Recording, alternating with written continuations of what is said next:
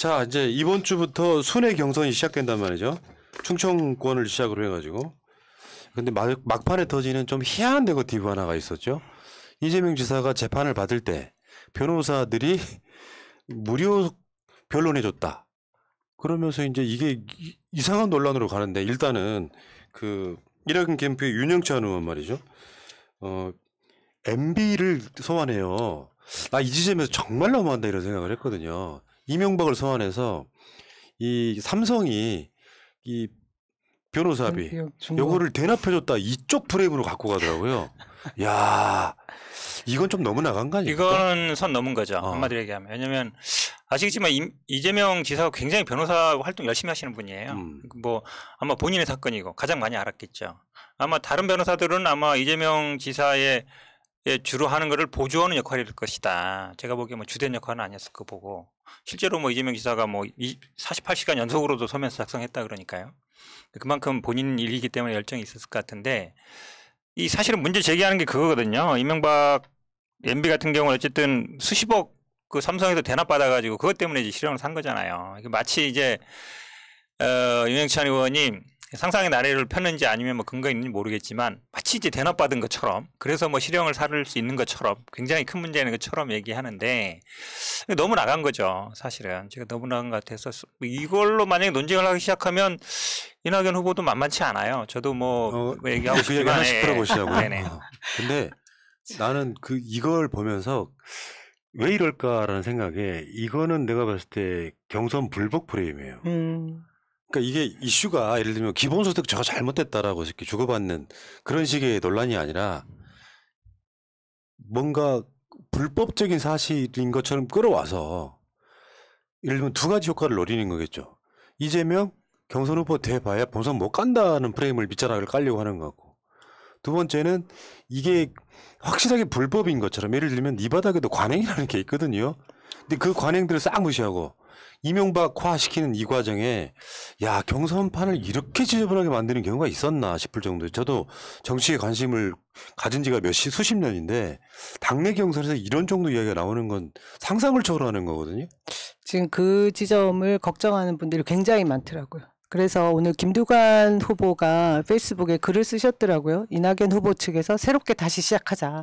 그거는 이제 내일부터 경선이 시작되는데 정말 경선을 다 같이 왜 원팀에서 합심해서 시작하자라는 얘기를 하는 이유가 지금 이런 거죠. 이런 지점 경선을 불복하겠다라는 느낌을 자꾸 풍기니까 그게 너무 걱정되는 거라 그런 말들이 나오는 거죠. 그럼 하나씩 풀어볼게요. 지금 일단 김우영 그 전 청와대 비서관 새날 우리 고정 패널이었었죠 이분 요즘 잘하시던데 요게 일단 윤영찬 의원을 거론하면서 아마 같이 다 청와대에 같이 있었던 분들 아닙니까? 그러니까 저도 언론이 같이 근무했습니다. 이 이야기에 대한 핵심을 이야기하는 게 아니라 뭔가 좀 이렇게 서로 청와대 참모들이 분열했다 이런 식으로 이렇게 보도를 몰고 가던데 문제는 윤영찬 의원이 2019년 5월 이재명 지사 재판에 지지 방문하고 서명 1호로 했다는 이야기 그것도 잠깐 보겠습니다. 제가 요 얘기 전에 잠깐 한마디 드릴 게 있는데요. 어제 YTN 보도에서 잠깐 언급되고 그 뒤에 저희가 좀 항의를 해서 지금 그 뉴스가 사라지긴 했는데 어떤 게 있었냐면 이재명 측 민평연계가 주도 그래서 친문 대거 이낙연 측 해서 세력 간 대결 이런 맞아요. 뉴스가 나왔어요. 그게 친문 지지자들을 갈라치기 하기 위한 전형적인 친문이 아니다 그런 용도로 친문 아니고 그리고 또 민평연계를 주도로 해서 민주당 내에 세력 간의 그 권력 이동이다라고 표현을 한 건데요. 사실 이재명 후보의 정신은 개파가 없고 그리고 주류가 아닌 비주류의 교체 이 정도는 맞습니다. 하지만 절대 어떤 개파와 함께 하는 것이 아니고요. 저도 사실은 그 뉴스를 보고 저는 그 민평연계도 아니고요. 어떻게 보면 원조 친노의 일반 당원부터 시작한 사람이잖아요. 근데 이렇게 열심히 뛰고 있는데 저런 식의 언론에서 갈라치기를 하는데 이것도 같은 연장선상이어서 김우영 우리 전 비서관님이 진짜 화들짝 화를 내신 거죠. 제가 알고 있기에 청와대 비서관들이 이재명 후보를 더 많이 간 거예요. 더 많이 왔습니다. 자, 어쨌건 지금 윤영찬 의원은 그 당시에 이 지사 재판 지지 방문을 한 적도 있었고요. 그리고 서명도 1호를 했다고. 그러니까 그 당시에는 사실 선거 전에 표가 필요했던 입장에서 이렇게까지 하신 분이 요거를 이명박과 같은 프레임으로 몰고 가시는 게 너무 비열해 그렇죠. 보였어요. 왜냐하면 유영찬 의원이 이제 성남의 지역구가 있으니까 성남 지지자들이 대부분 당원들이 이재명 지사를 지지하는 분들이 많잖아요. 그러다 보니까 이제 본인이 물론 뭐 판교 쪽에 살긴 했지만 처음에 정치에 진입하다 보니까 이제 그렇게 했던 것 같은데요. 근데 사실은 지금 말씀하신 것처럼 이 이명박 박근혜 논쟁은 2007년 경선 때부터 나왔던 것이고 BBK 나오면서 나왔던 거거든요. 그러니까 사실 어찌 보면 그거를 끌어들인다 그러면 사실 뭐 그 이후의 과정은 알잖아요. 두 분이 어쨌든 다 가긴 했지만 나중에 다 그런 길로 갔는데 그거를 소환한다. 제가 예. 보기에는 뭐 아무리 급하다 해도 할 말이 있고 안 할 말이 있는데 너무 나갔다. 자. 그러니까 본인이 뭐 제가 보기에 지켜야 될 선을 넘지 않는가. 정확히 다른 팩트 하나가 있잖아요. 일단 MB는 요거 저쪽에 주장하고 있는 팩트를 사실을 이야기해주고 다음에 이제 그 반대로 이야기 한번 해볼게요. 네네. 일단 대납 사실은 없는 거죠. 아, 당연하죠. 네. 네. 다음에 그 주로 이제 민변 변호사들이 네. 이런 재판이 있으면 저도 이야기를 드렸습니다만 지지한다는 의미에서 이렇게 변호인단의 이름을 올리는 경우가 그렇죠. 사실상 이쪽이 네. 관행 아닙니까?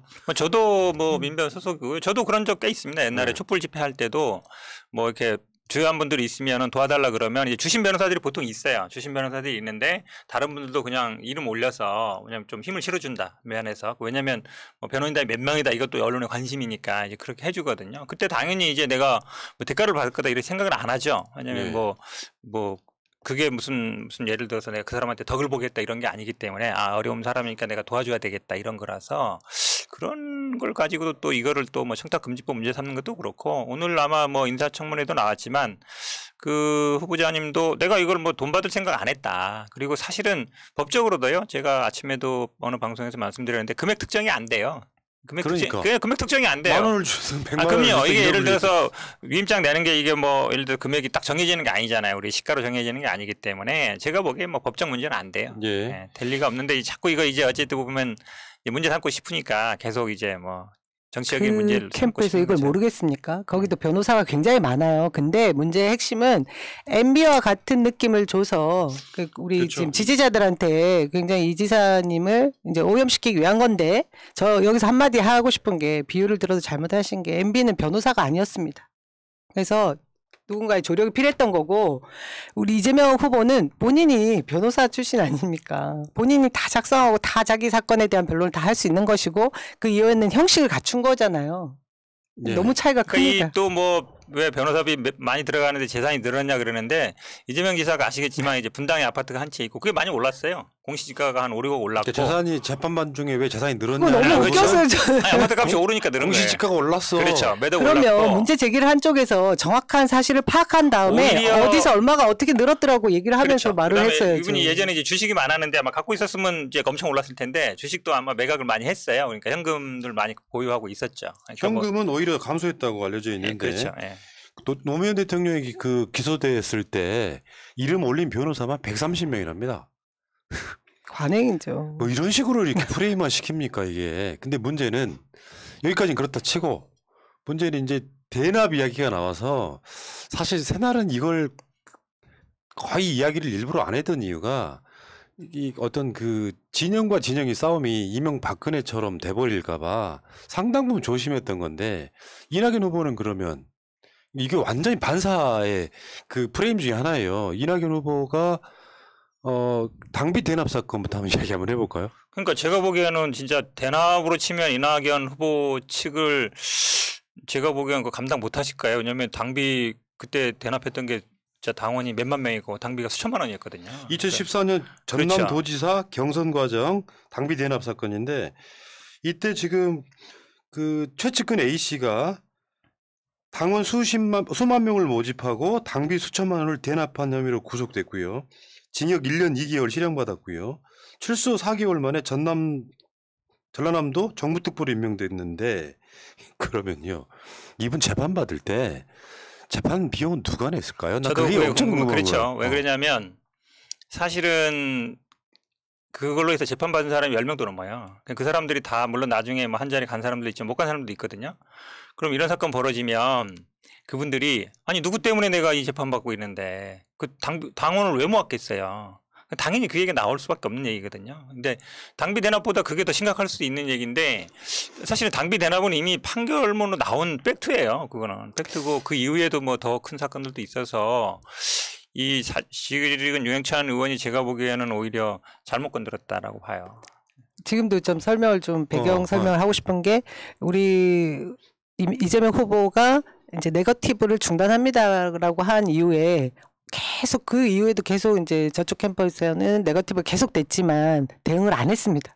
안 했는데 지금 이 건에 대해서 저희가 지금 얘기하면서도 굉장히 조심스럽잖아요. 그죠? 그게 지금 말씀하신 대로 내용들을 파고 들어가면 진짜 저 전남지사 하셨을 때거나 뭐 이전에 다른 일로 저희가 또 돌려드릴 수 있을 만한 뭐 대응은 굉장히 많지만 최대한 자제하고 하지 않는 거죠. 근데 계속해서 이렇게 가다 선을 넘은 게 이제 MB까지 들어오게 되니까 현근택 이제 대변인도 오늘 마지못해서 진짜 대응하는 페이스북에 글을 쓰신 거죠. 그렇죠. 왜냐면 이게 뭐 그냥 뭐 김영란법 위반이다 이것까지는 뭐 반응을 우리가 굳이 뭐 저도 예를 들어서 그 정도면 뭐 소총이다 이렇게 생각할 수 있는데 이 이명박 대납과 같은 사건이다 뭐 유사할 수 있다 뭐 실형받았다 이렇게 나오면 이거는 거의 뭐 제가 보기에 대포 쓰는 거랑 비슷한 거 아닌가라고 봐서 그래도 약간 뭐 고민이 있습니다. 우리가 그렇게까지 해야 되냐 경선 시작하는데 근데 조금 선을 넘었기 때문에 네. 우리도 조금 이제 대응만 좀 하는 차원.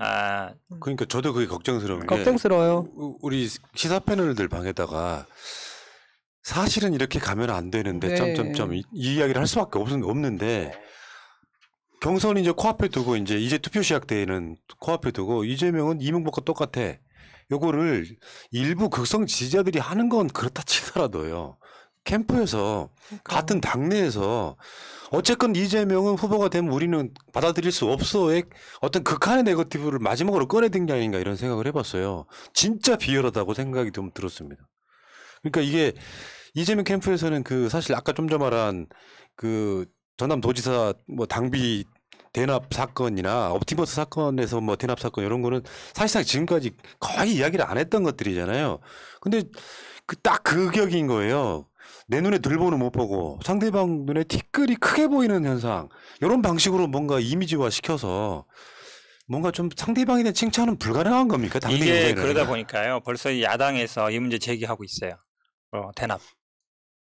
사람들이 왜냐면 귀에 박히거든요. 그다음에 뭐 이명박 대납 구속 이 얘기를 하고 있어서 사실은 가장 안 좋은 모습이 그런 거예요. 야당이 만약에 뭐 우리 후보를 공격하면 그거를 이제 하는 거 모르게 아니라 오히려 상대 진영 그 이낙연 후보 측에서 공격하고 그거를 야당이 받아서 이제 다시 공격하는 식으로 되고 있으면 이게 과연 이게 어느 쪽이 야당이고 어느 쪽이 여당인지 모르는 상황이 되면 안 되기 때문에 저는 사실은 요 정도 선에서 딱 멈춰야 된다. 저희들도 뭐 그런 생각이 있기 때문에 더 나가면 안 된다. 더 나가면 제가 보기에 굉장히 위험하기 때문에 이낙연 후보 측에서도 지킬 건 지켜줬어야 된다고 봅니다. 요게 사실은 캠프 발 언론사가 단독하는 그런 형태처럼 보였거든요. 거기 굉장히 웃긴 상황이 많이 꼬였던 거 아세요? 네. 처음에 JTBC였죠. 이 부분 관련해서 단독. 권익위에서 그렇죠. 이걸 문제 삼았다라고 해서 보도를 했는데 막상 알아보니 권익위 입장은 전혀 사실무근이었다. 네. 근데 그걸 또 거기 이제 이낙연 후보 측 캠프의 대변인 한 분이 이 권익위에 있는 부위원장 모 부위원장이 이재명을 돕는 사람이다. 이렇게 한 거예요. 근데 알아보니 이재명을 돕는 사람이 아니고 우리 지금 모 장관님 사람이었으니 그걸 싹 다 지웁니다. 본인 스스로 네거티브 했다가 사실 파악을 해봤더니 또 그것이 아니고 해가지고 이런 상황까지 지금 가고 있는 문제들이 있는데 진짜 그만해야 될 것 같습니다. 그리고 지금 행태를 보면 마치 검찰에서 수사 의뢰를 해줬으면 하거나 뭐 사법부의 힘을 빌리고자 하는 것까지 동원하려는 그런 생각들이 저변에 깔려 있는 것 같아서 경선 불복까지 얘기가 나오는데요. 그렇게 가지 말아야 합니다. 그리고 그럴 만한 깜이 아닌 내용입니다. 그러니까 요게 이게 뭐 굳이 또 조국 장관네 털듯이 깨알 현미경 들여다보면서 불법이냐 아니냐 논란을 가면요. 필연적으로 저쪽에 또 고소고발 들어갑니다. 벌써 이제 시민단체에서 이거 고발했어요. 이 건에 대해서. 그러니까 네. 이런 식으로 해갖고 진흙탕 만들고 이재명 후보가 돼도 우리는 받아들일 수 없어를 계속 외치는 거거든요. 우리가 이재명보다 나아 이런 프레임이 경선인데 내가 되건 말건 상관없이 이재명 후보 되면 안 돼. 이런 식의 극단으로 가는 행위들이 있잖아요. 우리가 넘지 말아야 될 선이 사실은 후보 간에 뭐 법적 공방, 고소고발하는 거 하지 말아야 되는 거. 이제 그게 가장 지켜야 될 선인데 사실은 이렇게 이제 이슈화를 시키고 이러다 보면 후보는 안 하지만 다른 사람들이 뭐 시민단체라든지 아니면 보수 시민단체 이런 사람들이 하거든요. 그럼 사실 하는 거랑 거의 마찬가지가 되는 거예요. 이 문제 같은 경우에도 직접 뭐 컴퓨터 안 했지만 다른 그 시민단체나 이런 사람들이 이 문제를 이제 형사 문제로 끌고 왔단 말이죠. 그러면 사실은 마찬가지 현상이 벌어질 수 있어요. 그러니까 그렇기 때문에 제가 보기에 자꾸 이제 뭐 법적 아니면 조치 뭐 이런 식으로 가는 건 제가 보기에는 하지 말아야 된다. 이게 우리들 입장도 그런 게 있어요. 이낙연 후보도 좋은 후보야 라는 프레임으로 뭔가 되게 열심히 방송을 하려고 했던 얼마 전까지 분위기가 있습니다. 이유가 뭐냐면은 이낙연 후보가 되면 우리 안 찍을 거야. 그게 빠지지 않으려고 하는 거예요. 내가 그 사람을 그 후보를 극딜을 했는데 특정 시점에 가면 그럴 수도 있겠다. 그러니까 무조건 이재명만 된다가 아니라 이낙연이 돼도 이낙연이라는 후보를 적극적으로 밀 거야. 근데 극딜했을 땐 그게 불가능하거든요. 그 사람만 까는 상황이 되면 그럼 그게 우리랑 똥파리랑 뭐가 달라지겠습니까? 그래서 굉장히 자제를 했던 측면인데 야 이게 저는 그 기저에 흐르는 흐름은 그런 게 있다고 봐요. 우리가 주류야. 너는 변방에 있잖아. 아무리 끼고 놀아봐야 내가 보기 너 후보로 되면 인정 안 해. 대선 선거운동 시작돼도 후보가 되더라도 우리는 열심히 안 할 거야. 그 모든 것들이 다 깔려 있는 거라서 우리들 입장에 더 분노하는 거거든. 옛날 이제 노무현 대통령이 겪었던 거랑 비슷한 거죠. 옛날 호단협이라든지 아니면 뭐 그런 분들이 흔들었던 거랑 어찌 보면 비슷한데 저는 근데 그때보다는 우리 당원들의 어떤 그 원팀에 대한 의지라든지 아니면 아픈 격들이 많잖아요. 당이 분열하고 이런 것들에 대해서 아마 당원들이 저는 아마 지켜줄 거다. 그래서 당원들 믿고 가는 게 저는 가장 좋은 방법이라고 저는 보고 있습니다. 이 직전에 터진 이거 있잖아요. 이게 이낙연 후보한테 굉장히 불리하게 작용할 거라고 봐요. 중요한 건 태도고 이분들이 정치판을 못 읽는데 우리한테 최고의 선은 정권 연장시켜줄 사람이에요. 네. 그러니까 그 사람의 흠집이라고 할 수 있는 그 모든 것들이 사실이든 아니든 긁어모아서 공격하는 행위는 더 비호감성을 높인단 말이에요. 지금까지 봐오셨잖아요. 근데 또 이러고 있어.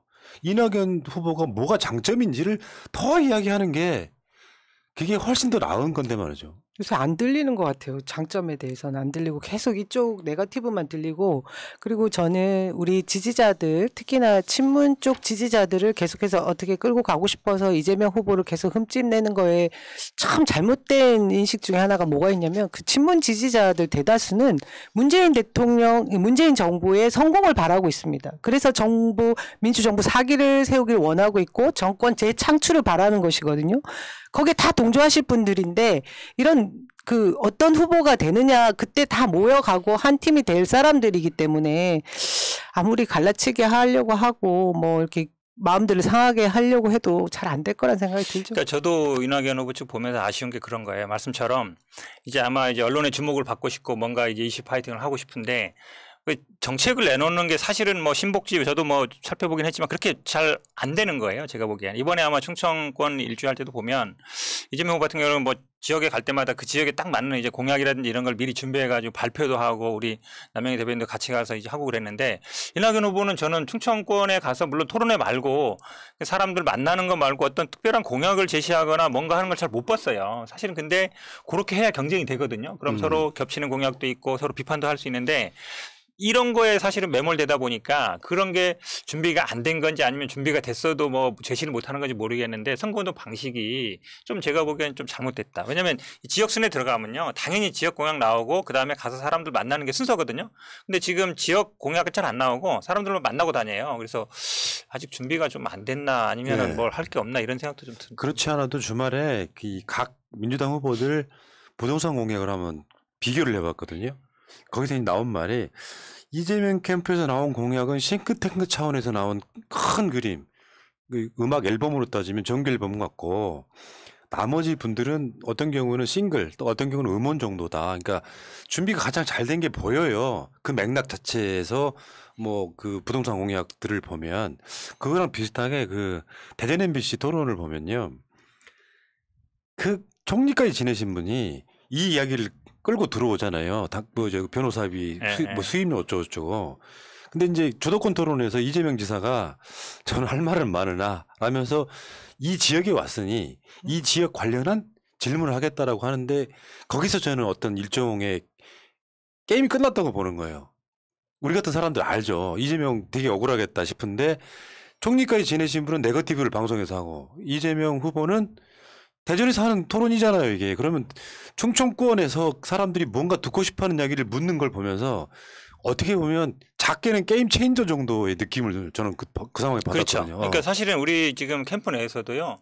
지금 막 이제 논란이 되는 게 예를 들어서 뭐 충남 민항을 할 거냐 말 거냐 뭐 정책본부 포럼 뭐 사람들 그런 논제 계속 하고 있거든요. 왜냐하면 지역을 아시는 분들이 또 지역 의원이라든지 지역 포럼이라는 사람도 있기 때문에 이제 그런 논쟁을 하면서 아 이게 예산대 효과가 있을까 아니면 뭐 민항을 해도 되나 왜 충남만 없다 그러는데 해도 될까 이런 논쟁을 계속 하고 있는데 갑자기 이런 얘기 나오니까 뜬금없는 거죠. 왜냐하면 지역 순회에 들어가면 당연히 지역 이슈가 돼야 되는데 계속 이제 이렇게 하고 있으니까 약간 퇴행하는 거죠. 우리도 이제 여기서 이제 그 네거티브 그만하고 우리 자랑을 하면 제가 이제 주말에 수행을 그렇죠. 했거든요. 네. 충청권 가서 저는 우리 후보가 발표하신 공약들이 뭐 구체적이든 구체적이지 않든 엄청난 고민을 하고 발표를 한 거예요. 거기에 가장 중요하게 제가 본 것은 뭐냐면 너무 전 이분이 솔직한 분이에요. 무슨 말씀을 하시냐.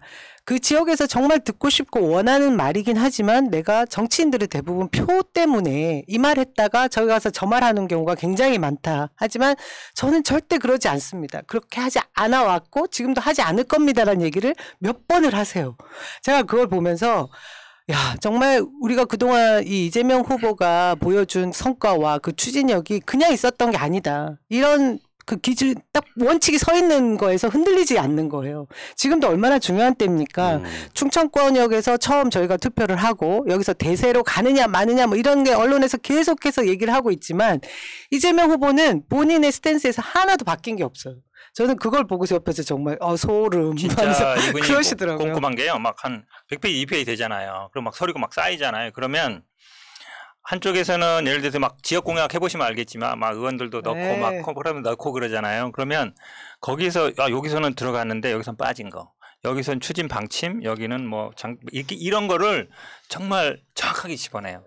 그러니까 그 모든 보고를 보면 다 보는 거예요. 실제로 이게 공약으로 들어가야 되는지 말아야 되는지 아니면 장기 과제인지 아닌지를 그러니까 그 비서들이나 아니면 실무나 이런 사람들도 항상 뭐 보고를 할 때 보면 정확하게 숙지하고 간다 그래요. 모르고 가면 답변이 안 되니까 그만큼 꼼꼼하게 보는 거예요, 직접. 그러니까 이게 저도 이제 이재명 지사를 가장 많이 인터뷰해 본 사람으로서 나름 조금 친분이 있으니까 기가 막힌 아이디어 하나를 언젠가 몇 개월 전에 이재명 지사한테 직접 전달한 적이 있어요. 그랬더니 한참 후에 답이 왔는데 이러저러한 이유로 이것은 공약이 될 수 없을 것 같다고 답을 해주더라고요. 약간 소름. 바로 너무 잘 캐치하시고 알고 있는 거예요. 저는 아이디어 차원에서 이거를 하면 어떨까요? 라고 한번 이야기 드렸더니 이러이러한 이유로 그것은 불가하다.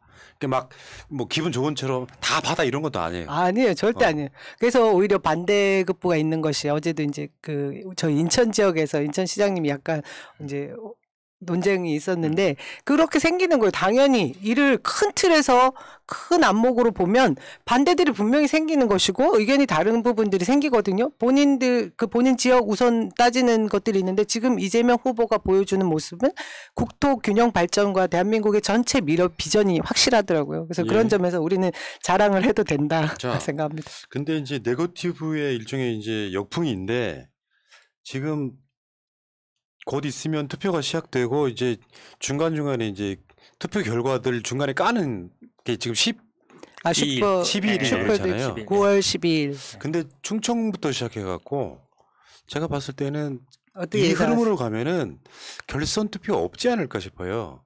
왜냐하면 대개 모든 여론조사들이 어떤 방식으로 하던 간에 이재명 지사가 민주당 지지층에서는 거의 50%를 넘는 상태에서 네거티브란 게 그렇다니까요. 우리가 이낙연이라고 하는 사람을 대통령 만들지 못해 환장한 사람들이 아니야.